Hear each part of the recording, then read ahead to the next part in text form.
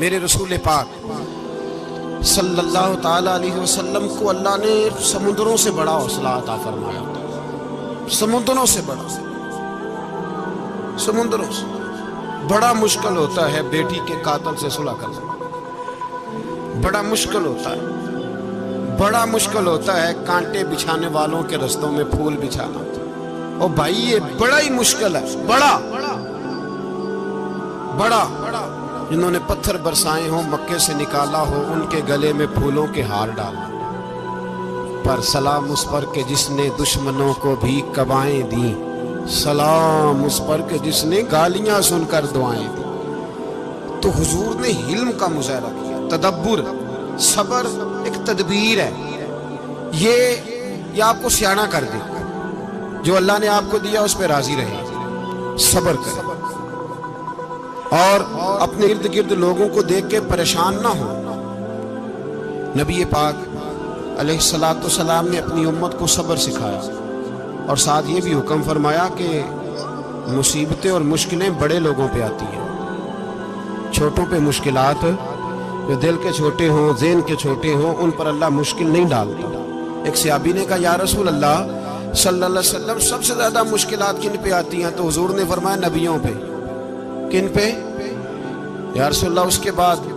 تو حضور نے فرمایا پھر نیک لوگوں پہ، علماء پہ، صلحاء پہ، صوفیاء پہ، اتقیاء پہ، ان لوگوں پہ بڑی مشکلات ہو، یہ کٹھن راہوں سے گزرتے۔ بھائی تیار کریں ذہنی طور پہ اپنے آپ مشکلات کے لیے، آزمائشوں کے لیے، تکلیفوں کے لیے تیار کریں۔ جب آپ تیار رہیں گے پھر آنے والی مشکل آسانی سے گزر جائے گی، اور جب کہیں گے پتہ نہیں کیا ہوگا، حوصلہ چھوڑ جائیں گے، پھر معاملہ خراب ہوگا۔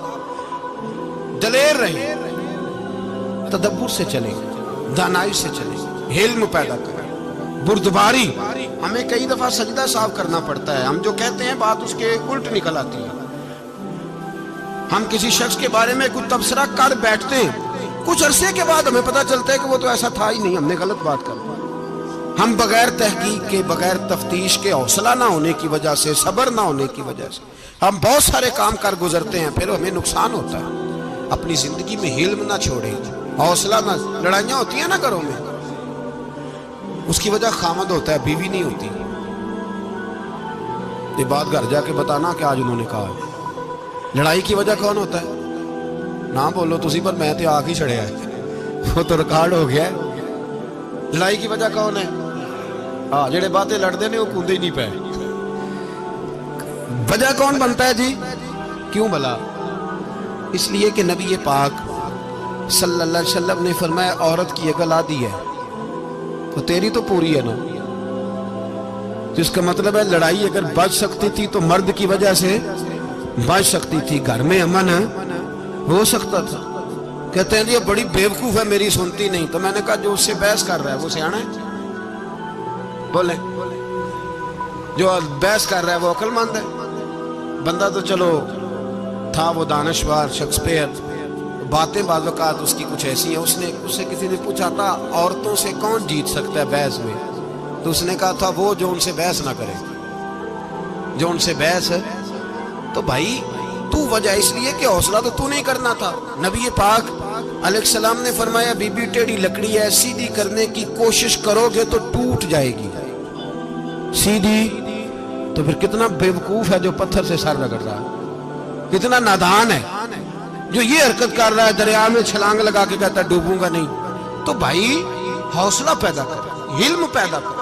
بہت ساری ایسی باتیں کرے کہ جس میں اشتعال آئے گا، فٹافٹ 3 لفظ طلاق کے دے دیے، اب بھاگا گیا مفتی صاحب کے پاس، اوہو 4 بچوں کا کیا بنے گا؟ اور یہ بات پکی ہے کہ بچوں کو صرف ان کی ماں ہی پال سکتی ہے، ان کی ماں۔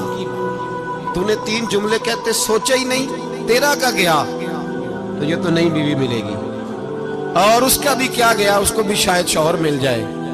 ان پھولوں کی پرورش صرف ان کا مالی کر سکتا ہے، دوسرا کر سکتا؟ تو نے حوصلہ ہی نہیں کیا۔ ٹھیک ہے غلطی بی بی کی تھی، پر تو مرد تھا نا، تیرے پاس تو دلیری تھی، فٹافٹ 3 طلاق کے جملے کہہ دیے۔ اور میرے رسول پاک علیہ السلام نے فرمایا جائز کام بڑے ہیں، پر طلاق جائز تو ہے، پر میرے رب کو پسند نہیں، اللہ کو پسند तूने माली भगा दिया जिसने तेरे घर का बाग सेंचना था। तो भाई ये हौसला नहीं, दर्जनों तलाके, 20 केस।